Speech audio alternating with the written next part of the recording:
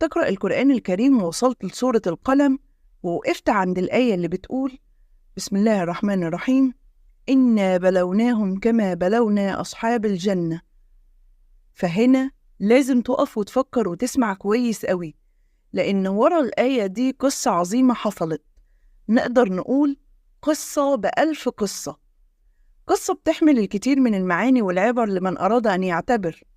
مش بس كده، ده كمان مكان حدوثها فضل شاهد على الأحداث لحد يومنا هذا.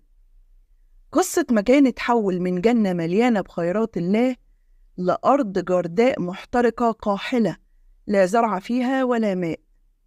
طب يا ترى إيه السبب؟ وإيه اللي حصل لأصحاب الأرض دي؟ وفين مكانها بالظبط؟ وإيه سبب إن ربنا يعاقبهم العقاب الشديد ده؟ كل ده وأكتر هنعرفه مع بعض النهاردة في قصة أرض الصريم.